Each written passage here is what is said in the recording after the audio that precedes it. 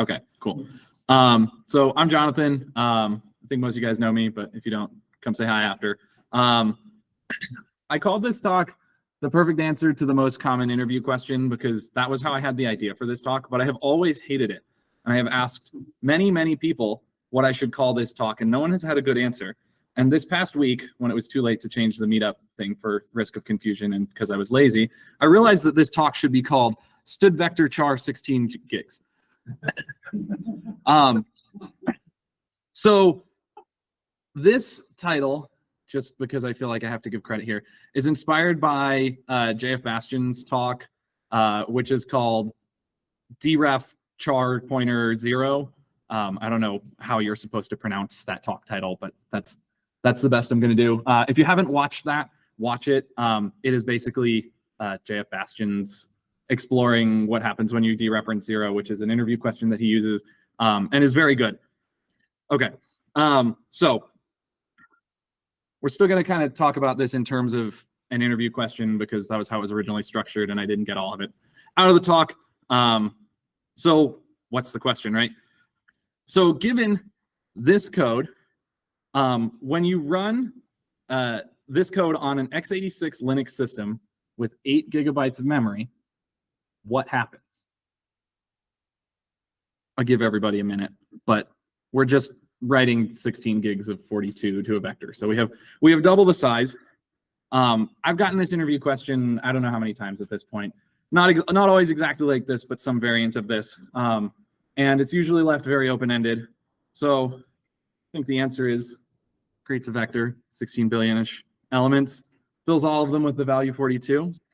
That's it. Great. Like, see you guys at the Burns. You guys ready? You guys ready for drinks? Is that and also, did I get the job? Like, was that good enough? So like, obviously, if you've done any interviewing, not a great answer to that question. Probably want a little bit more detail. So let's go back to this, right?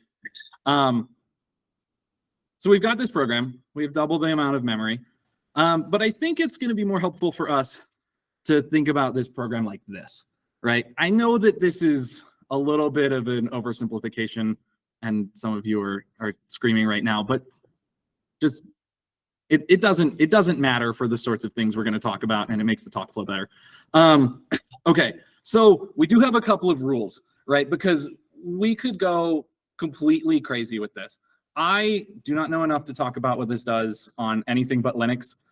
If people have interesting interjections about what it does on other systems, I would love that. That actually sounds super cool.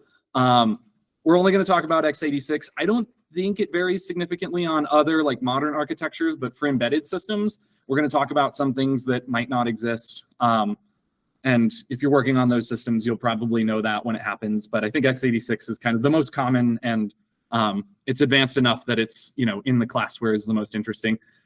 We are stopping at physical effects. I am not going to talk about how transistors work, how gates work, any of that stuff. It's super cool, but like, I only have an hour. That like, someone do that talk. I would love to go to that talk. And then we're also going to assume that the compiler doesn't like optimize away the interesting bits. If you go and you like actually put this code in to like modern versions of GCC and Clang, they'll see that you don't actually do anything with that memory and like optimize your program down to nothing. We're gonna like pretend like that doesn't happen, like we actually do something interesting with it or whatever.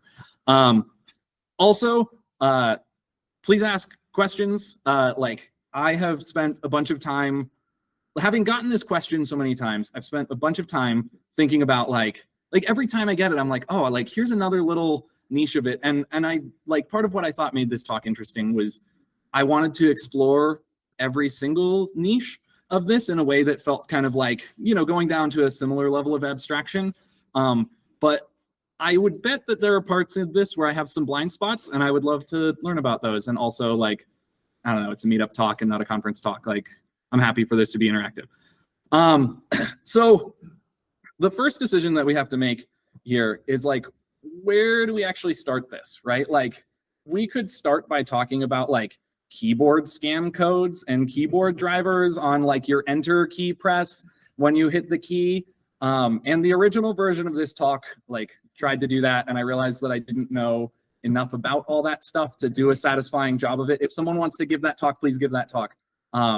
If anyone needs lightning talk ideas, yeah, I think this talk is going to be full of them. So I decided that we would start in the terminal, and we're kind of like, we're in the terminal. The program hasn't started yet. We have to talk about how program startup happens, but we've like just received our like enter key press.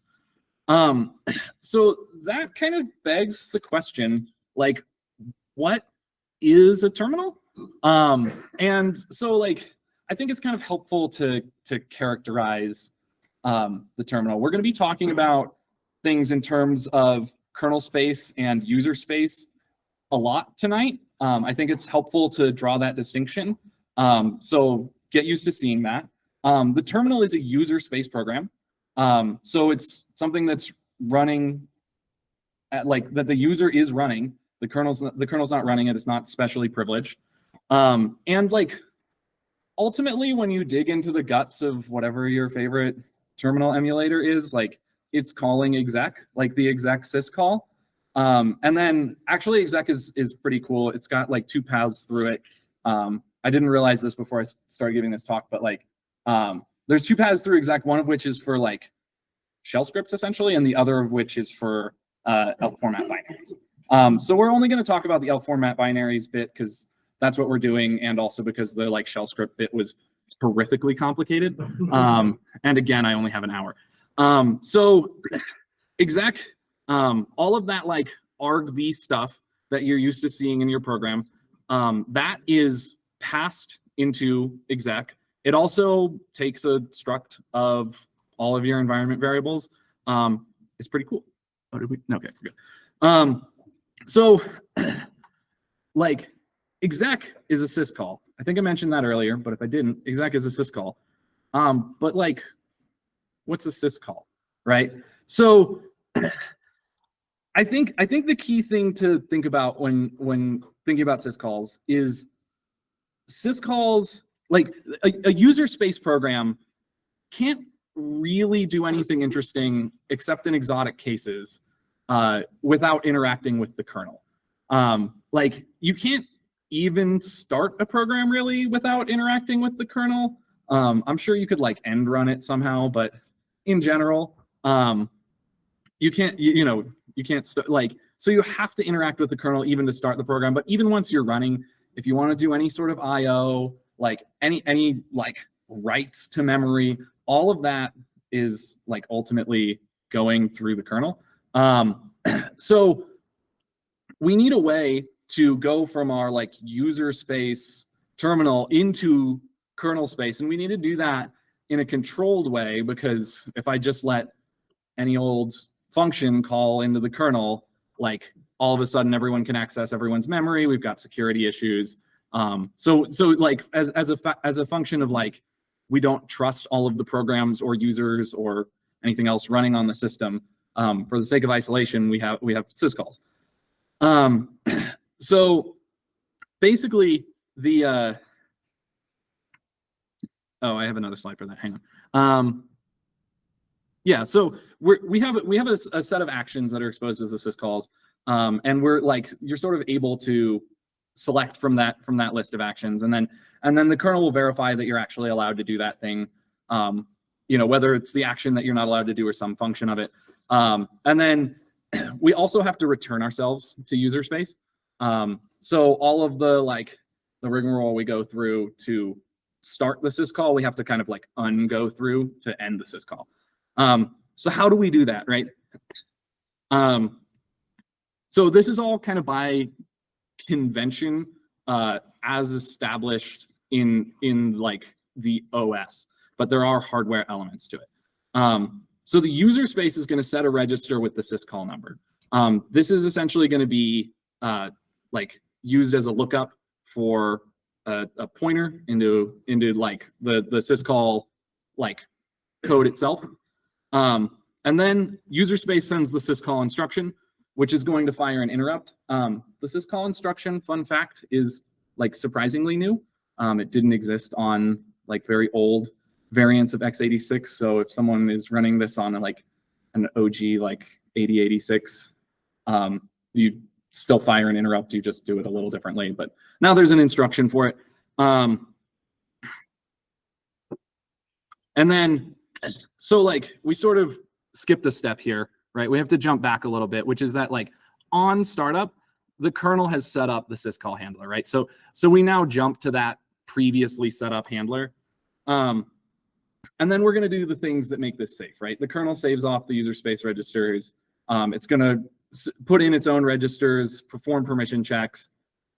Whatever your syscall is, it's going to do the syscall things. Here we're going to start a program. And then the kernel will restore the user space registers, but sometimes it also doesn't, depending on what you're doing. Specifically in exec, we're not returning. So we're just like fully replacing the process. So we're just going to kind of leave it there and just drop back down into user space. And then return control to the user space process, right? Okay, so we have an understanding of system calls in general. Let's talk about exec in specific. So as I mentioned, ELF format binaries, also a couple other formats, primarily shell scripts. If you want an in-depth explanation of how all of this works, was it last month Andrew gave a very detailed talk about this? Very recently, Andrew gave a very detailed talk about this. Andrew is not here tonight, so you can't ask him questions. But next time you see him, if you have questions, feel free to ask. I'm going to try and cover the bits of this that I think are like helpful, right? Like that are the most relevant to the bits of things that you're going to have to think about. And all the other bits that were covered are kind of like the glue that makes that all go together and work seamlessly. So there's kind of like three sections you need to care about. There's text, which is like where your code lives, and data and RO data, read-only data, which is where your data lives. So we're going to take that ELF data and we're going to load it into memory. Where in memory? Like where the ELF spec says, right? It's just all by convention here. And then we're going to start the initialization code. Again, this is ELF spec things. After initialization, we are like it's going to kind of like flow out into the start of your main, and we are like now into the program. A couple other things that are relevant here. This also sets up the heap and the stack. They grow opposite directions. Here's a helpful picture of that.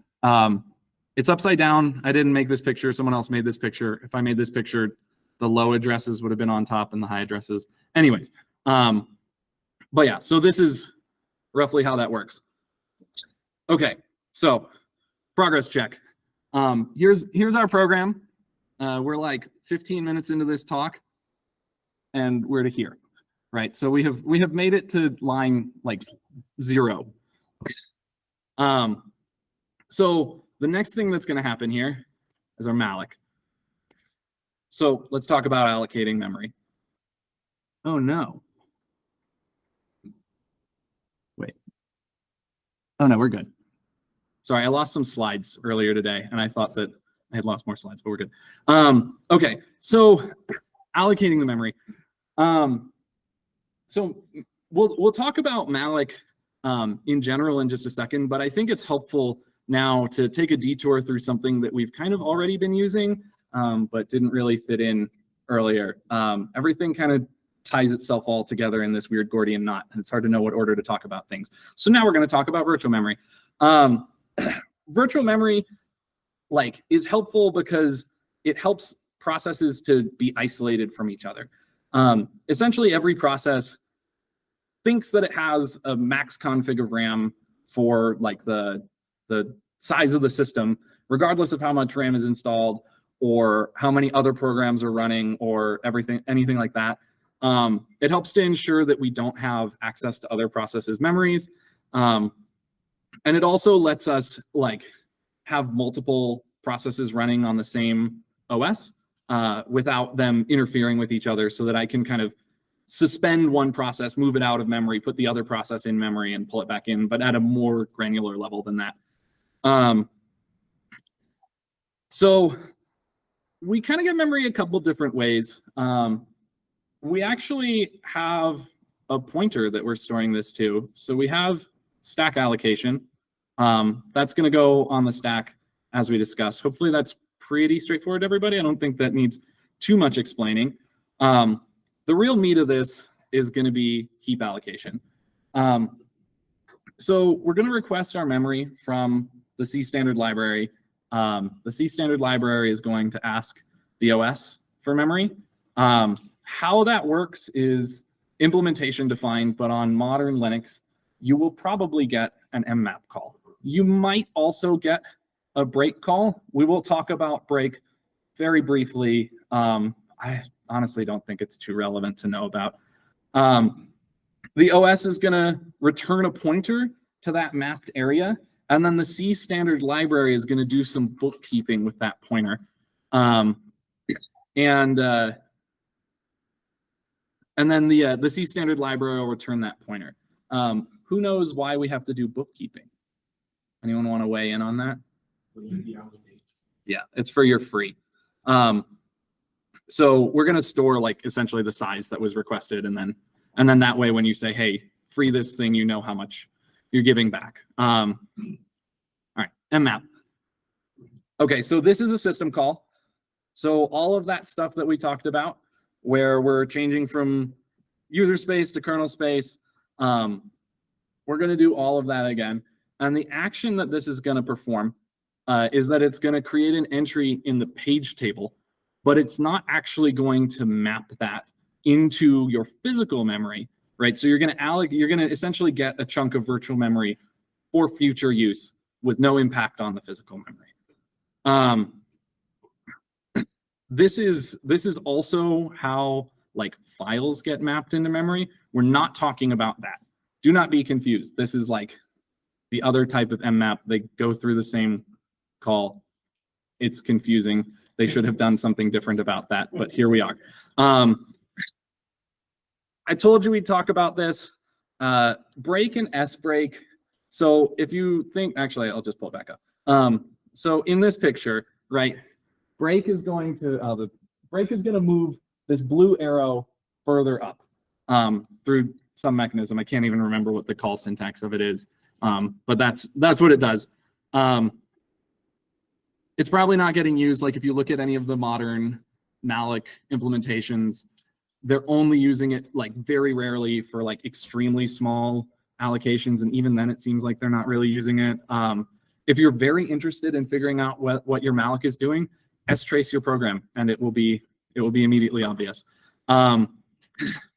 Also, like if you get asked about this, your interviewer probably doesn't like you. Right? Like this is an irrelevant detail. Like, do not learn this. Okay, so progress check. Right, we've made it to here. So we have our memory. It is very big.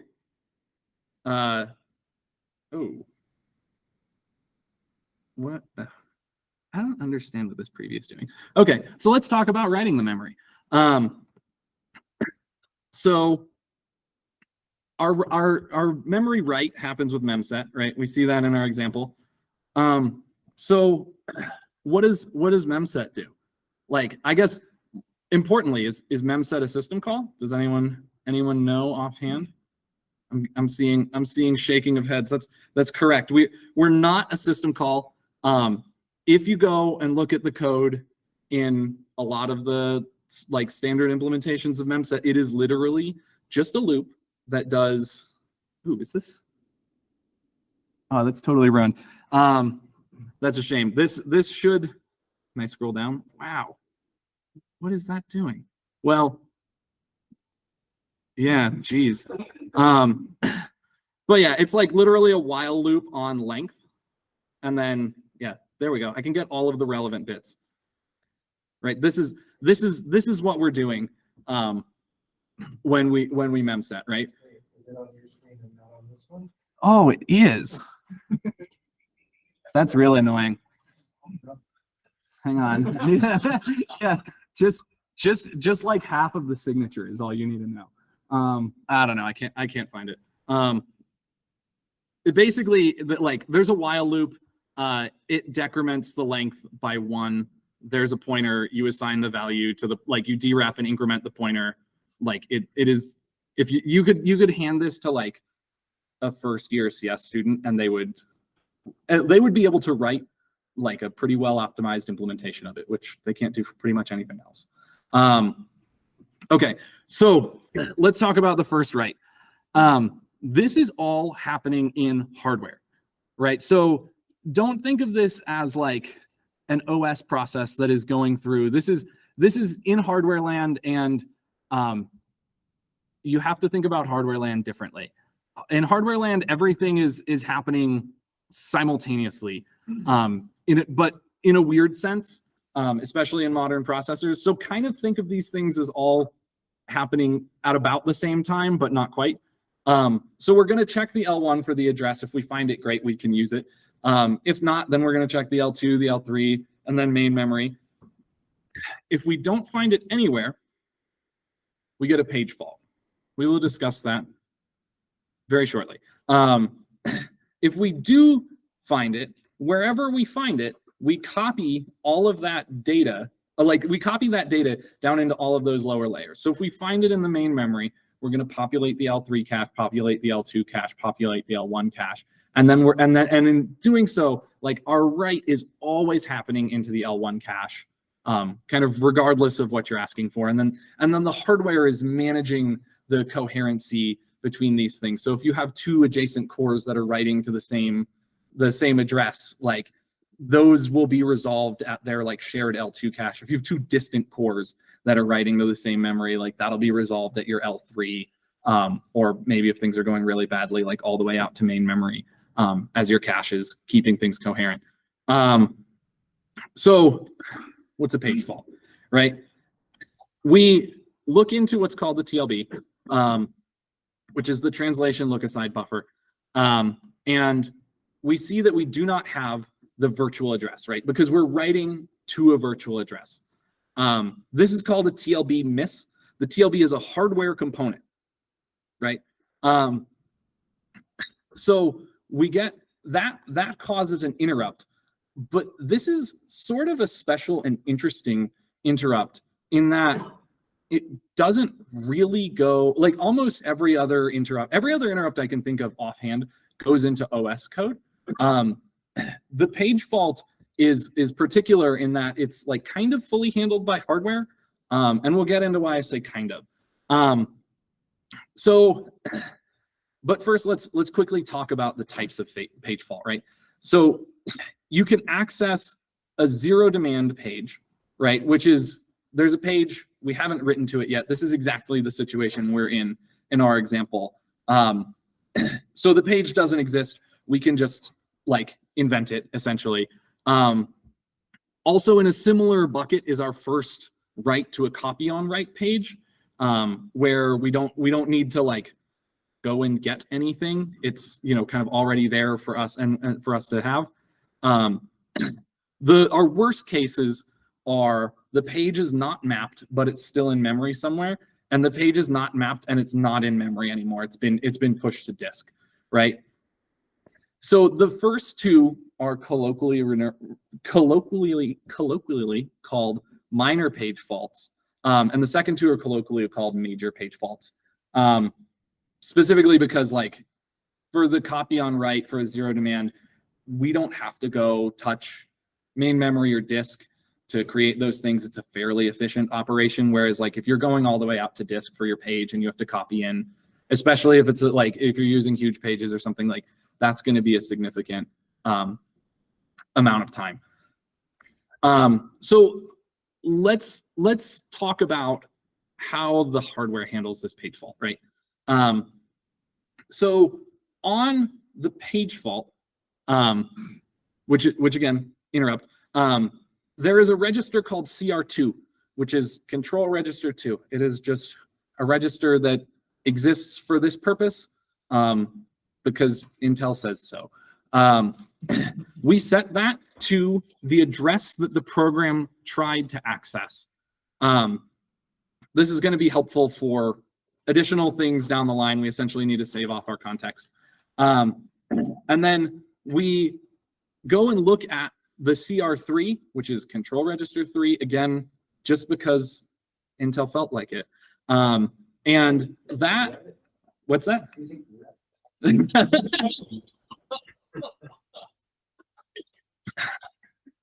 Ben thinks he has it worse than all of us. That's the comment from the audience. So I work for Intel. Yeah, but I guess additional context. Ben is employed by Intel. So that address that we have in CR2 is broken apart and used to access. There in x86 there are 3 levels of page tables. I'm not going to talk about them because Brian did a talk about this and it took him an hour, and I don't have an hour left in this talk, and there is still a lot of stuff for us to cover. So that address in CR2 is broken apart. We use it to access the various levels of page table. That ultimately gives us the physical address that our virtual address lives at, which we know is populated because we have had our page fault.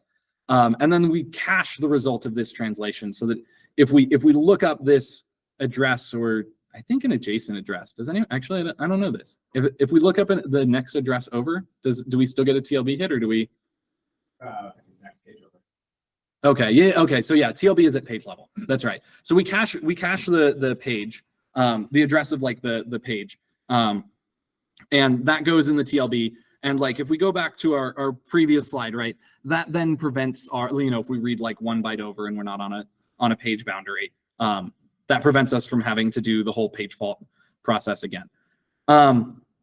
So kind of having covered this, I think it's interesting to consider why the page fault is treated specially.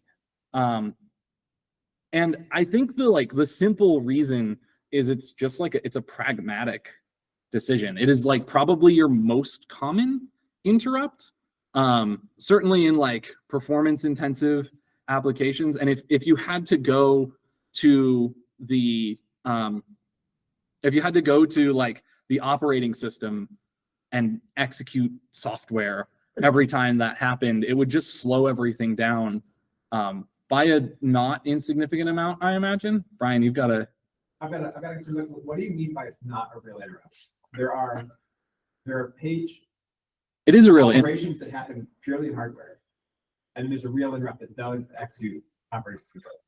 It is a real interrupt, but I don't think that a page fault like calls into OS code. It does. Does it? Because I would have thought that so my understanding of it is that when you page fault, you access things that have been set up by the operating system, but you're executing operating functions, but you're doing it in the context of the process that triggered the page fault, just like you do a system call. So there's no like operating system thing running that you're waiting for it to respond to. You're just executing code in your modified process context. And you're saying that specifically in the context of the page table lookup is when what you try to write to a page like you're doing here, and the TLB can't find it, it needs to map something in. It's going to do an interrupt, which is going to call some kernel code, which then finds the right page mapping that can continue its job. That doesn't. So my understanding was that interrupt would jump you to a handler that was like set up by the OS, but like was fundamentally like a hardware handler centered around sort of like when you get a page fault, isn't it like directly accessing the control registers and doing all of the page table looking up and everything directly in hardware? Well, that's not a page fault. That's just the TLB doing its thing for you. Kind of sees. Okay. I do have a question about the minor page fault. I'm not quite sure if that's a hardware counter that's being reported, or if I'm not sure what you mean by that. Like I know there's a major and minor in the counting structures, and I don't know how they're separated, so I have to look at that. Okay, so like, are you asking me how that works, or are you just saying? Yeah, what's a minor page fault? So the question is, what's a minor page fault? It's either of these first two. I think you could potentially have a first write to copy on write that is not in memory, and that would be a major. If major is it has to go to disk, and minor is it just has to remap. That would make sense. That's kind of what I thought. I think major is it has to go at least to main memory. Like it has to actually do something in main memory versus like a copy on write where you're just kind of cloning the data and you're not necessarily, or a zero demand where you're doing like you're setting up that area of memory, but you're not actually doing anything to it. Yeah. Oh, you don't. Okay. So I think you're referring to progress this. check. This is a mini progress check. So the program tried to write, right? So we have this program, we're starting it up. It tried to write.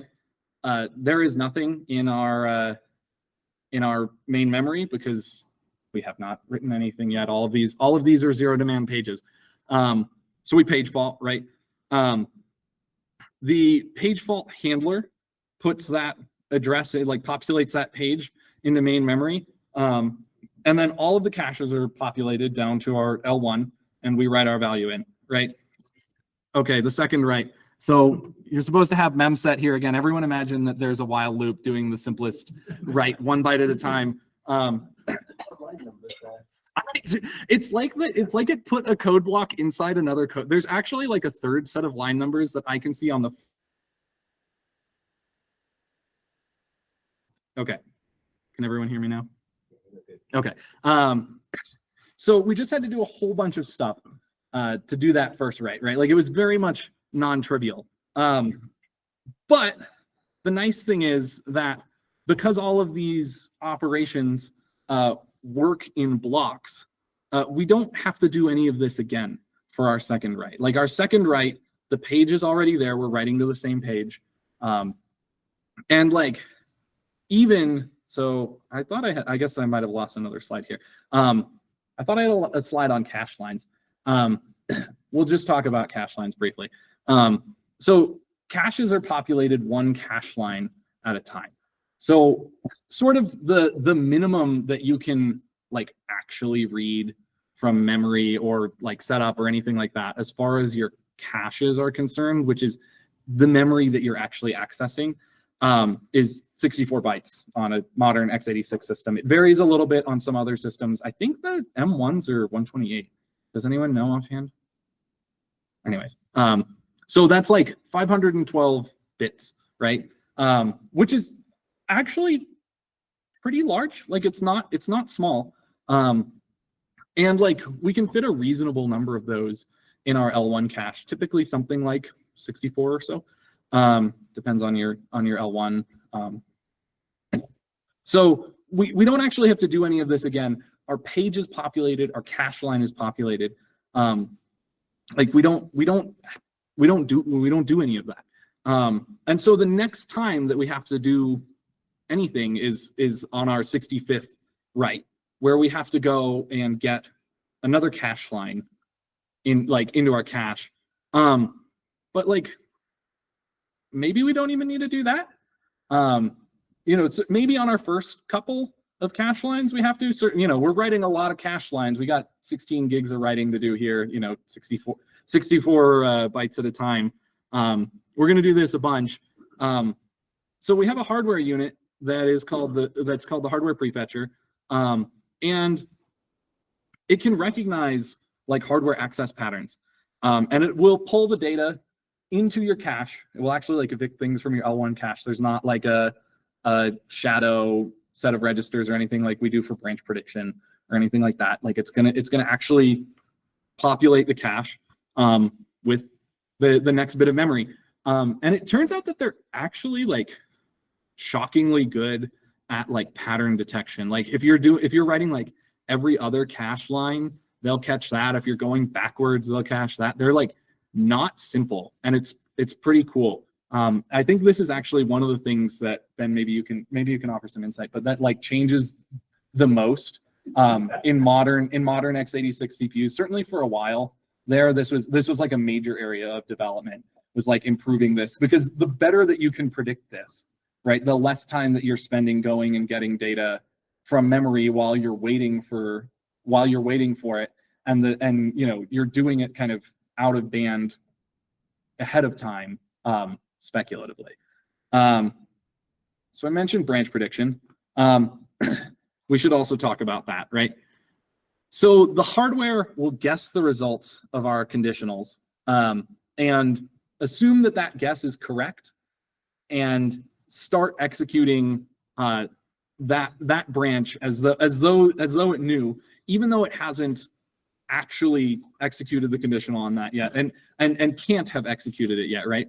And so again, we're using heuristics here to say, okay, the last like 100 times I hit this conditional was true. I'm going to assume it's going to be true this time.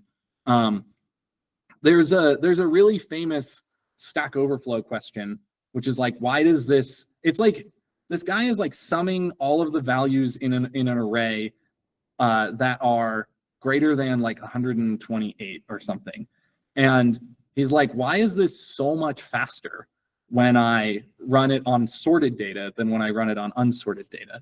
And the answer is branch prediction, right? Because that's, you sort of start going through and your data is sorted and it's like, no, right? Because you're starting at the low side, and then you pass the threshold and it's like guessing no for a little bit. And then it's like, man, I've been wrong the past like 10 times and it's been yes. I'm going to start guessing yes. And then it just does the rest on correct guesses, speculatively executing its way through. As a user, we don't actually see this, right? Like, it's not something that you can observe in any way. It's something that the hardware is doing for you. But like asterisk, you can see it if you try really hard to see it. And this is what like the Spectre and Meltdown bugs were, is like you access some memory and then make assumptions about that.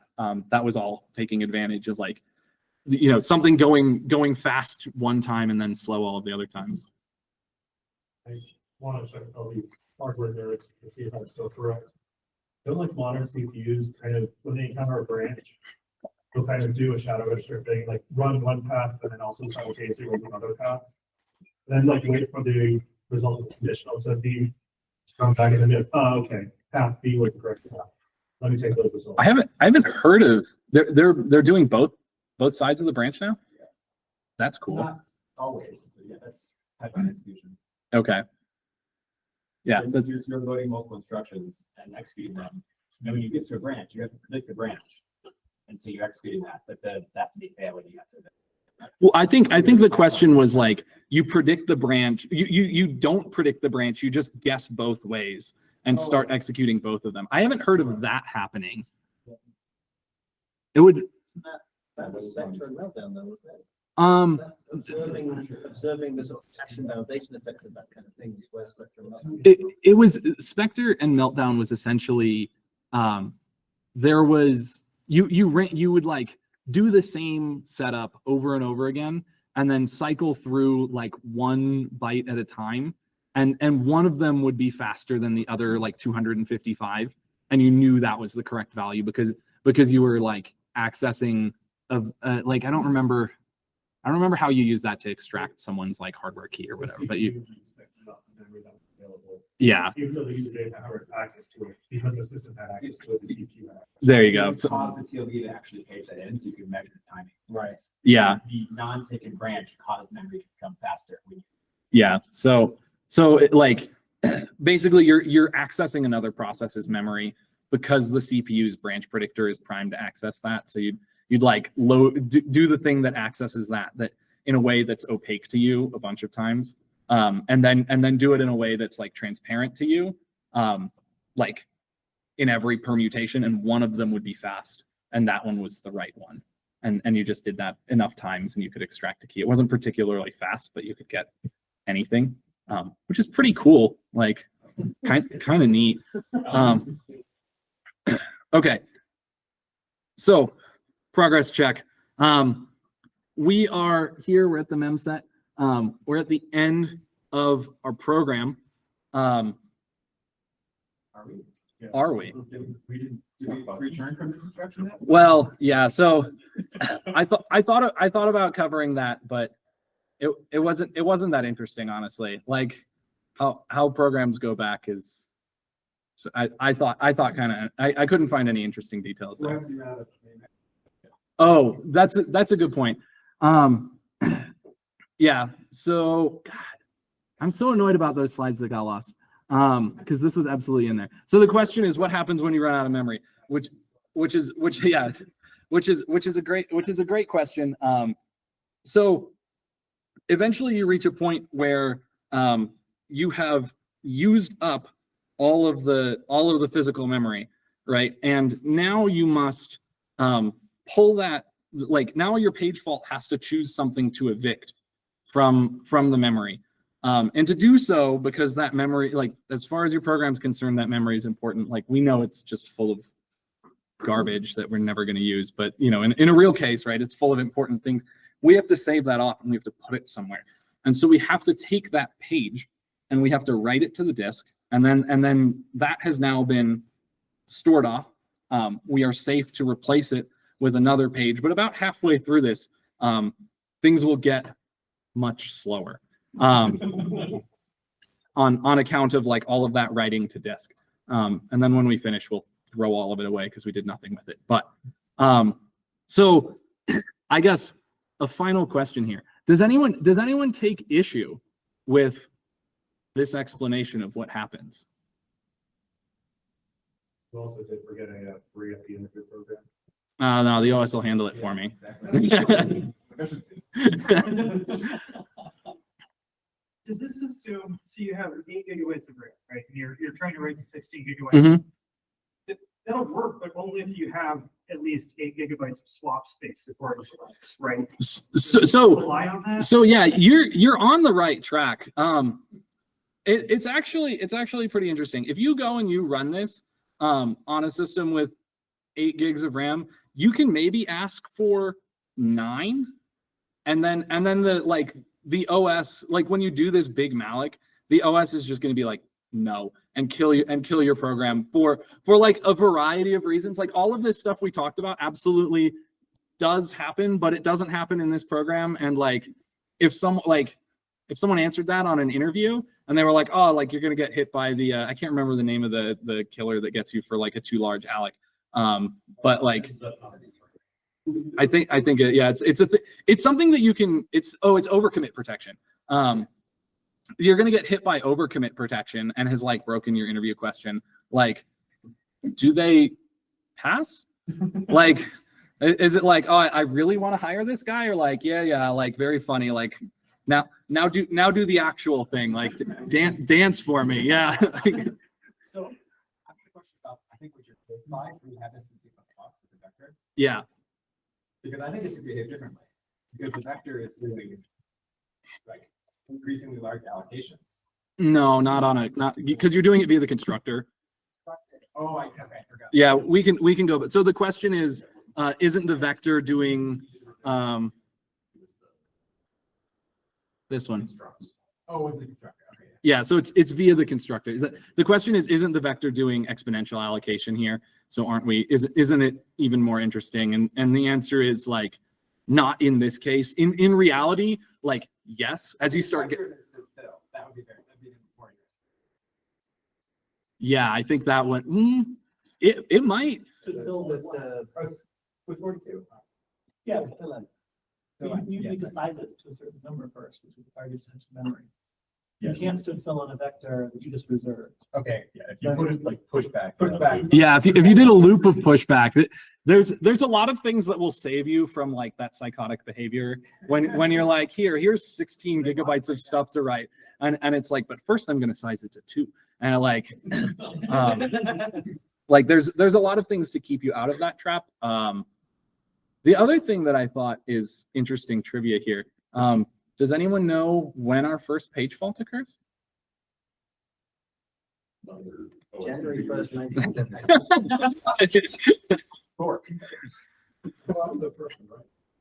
Well, Here we go. Is it So- the old program or just? the- Let's constrain ourselves to inside main. When does our first page fault happen?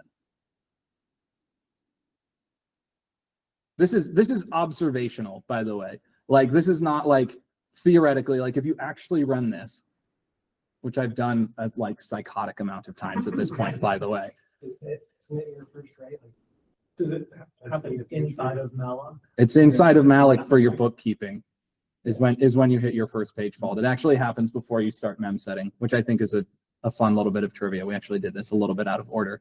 We could have, and this is where we get into like, this is gigantic spaghetti, like everything, like because of the hardware interaction and because the hardware is so complex and the OS management of the hardware is so complex, like we're talking about this like it's all happening kind of in some sequential logical order, but it's all sort of happening at once, like all on top of each other. And like I like really my goal here is like, let's try and see all the various layers of this and how your program interacts with the OS and how the OS interacts with the hardware and how those things are all kind of conflated in this like this gigantic mess that's sort of necessary because we like made sand think, and it turns out that that's like a a hard problem. Keith, what's up? So I'm going to understand something.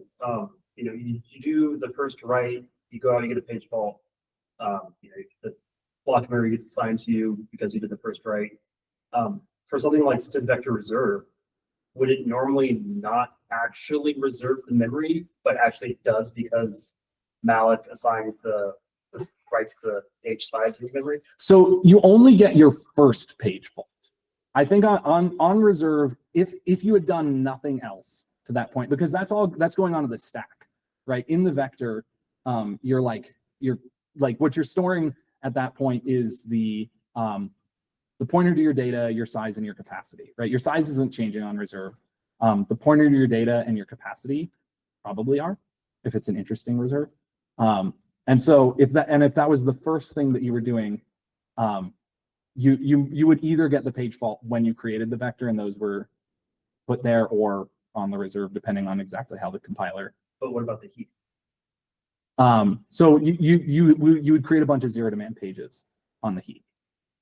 Well, you would create a bunch of zero, like you would do the mmap, but you're not touching that memory at all, and so it doesn't get paged in at all. And so you get other than the page fault potentially associated with your bookkeeping info, both glibc bookkeeping and std vector bookkeeping, you wouldn't get any additional page faults until you start writing to it. And then you only get page faults up to the point. So if you reserved 16 gigs of vector and then you wrote to like 4K of it, you would get one extra page fault for that 4K. And then as soon as you do your like 4.1K, you get your second one. There's like, I'm trying to count how many layers of bookkeeping there are. Because the TLB, it's tracking which physical pages are associated with the virtual page. There's a kernel for the operating system, which is tracking which virtual addresses are associated with your process. Not all of them have physical pages yet. Then there's malloc, which is tracking which chunks of memory are for which are. It's tracking the sizes of the memory, yeah. Exactly, so it can be freed and reused later. And then your like C++ or C is doing its own tracking, like this address. Yeah, because is logically. In fact, because the kernel doesn't expose that. Like if the kernel, as part of the malloc, gave you an object back that knew how large it was, you could eliminate that duplication, but it'd have other trade-offs. David, what's up? Oh, do we have questions on this side of the room? I've only been looking this way, sorry. Okay, go ahead. So actually, it does give you back that information now, depending on the Does it? allocator that you use. So you don't get it back through the std malloc interface. Oh, through like PMR or something? No, in C++ 23, we added allocate at least, where you give it the number you want, and then it returns back to you a pointer and the actual allocation size. Oh, cool. Okay, It's so part of the std allocator interface. So the comment is std allocator as of 23 has allocate at least, which will give you back at least the amount of memory you request. Well, it will give you back the amount of memory it actually allocates as well as the pointer to it, which is neat. Anyone over here? Sorry. You guys were in the dark and I forgot you existed. Kind of a follow-up. So you said overcommit protection. That's kernel level Yes. protection. Okay, so why did you say 9 instead of 8 on a machine that has a gigabyte of RAM from those small? So Why is that allowed? I don't know. That's a great question. This was like, I got to the end of this and I was like, cool, now let's do a demo and look at strace. And like, I go and I run the thing and it like just will not run. And I'm like, what the hell is going on? And so I start like dropping the amount of memory. And it's like, I think that the amount that you get might be the sum of your swap plus your memory. And so it was like just how my system was configured. But I think in general, like rubber meets the road, you would expect to be able to like do one gigantic allocation of like a little bit more memory than you actually have, or you could turn off overcommit protection. I don't really know why it exists. It seems like it's a little bit of an. I think it's about fairness. You don't want one process to just cause everything else to swap. If I want 16 gigs of memory, you better give me 16 gigs of memory. You have to turn off over. Yeah, that's fair. Yeah. The other stuff on the system. I love what you could find. Yeah, but I have virtual memory and I don't have to think about that. Look, I tied it all back. Any other questions, comments? I'm happy to be super nerdy about this. So you were wondering whether the defaults interrupt was handled in hardware or what extent the operating system? Yeah. What was your thought process, or what was your idea that it was all in hardware? So the CR3 is set up with the base of the page table. And so like all of that page table handling, I think, is by convention in the hardware. And like a ton of it happens in the hardware. I'll have to go back and review. Brian would be the person to ask about this. So the CR3 points at this in-memory structure that the TLB uses and reads directly. And you will never see that as a page fault if that needs to be manipulated by.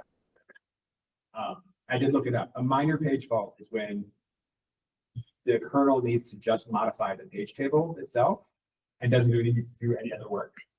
And a major page fault is it needs to go searching through the data structures to find a free chunk of physical memory to assign. That's much more expensive, and that's why. So the clarification on minor page fault, let me see if I can repeat this well. A minor page fault is when the OS doesn't have to, it like can just insert into the page table without only bookkeeping in the page table, whereas a major page fault, it has to search through the page table to find something. Yeah, search through its own data structures to find like, hey, this particular physical address isn't used anywhere else. I can use it for this purpose. Another interesting fact that I learned putting together this talk is that the page table makes up like a shocking amount of the OS's memory consumption. Like the OS's memory consumption in like if things are going well is sometimes as much as like 75 or 80% page table. Yeah,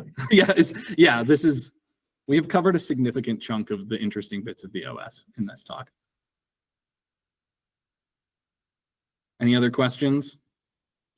We're hiring Mason XYZ. I promised our HR that I'd say this. When you get these questions, did you get a question like this when you were interviewed? No, you probably won't get this question, especially if I know that you're from this meetup. I feel like that would be cheating. But I like I have gotten it at a lot of like systems programming, performance sensitive sorts of things. Like I got it from a number of high frequency trading firms, that sort of thing. So. Now, I'm wondering to what extent a question like this was actually the type of job that we were applying. But that.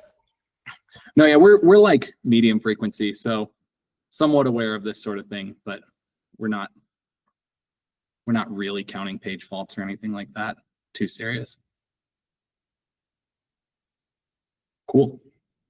55 minutes. It's easier without an operating system.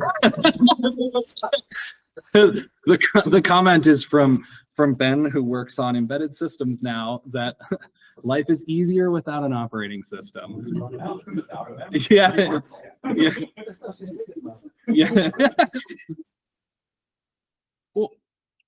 Well, this was super fun. Thanks everybody for coming.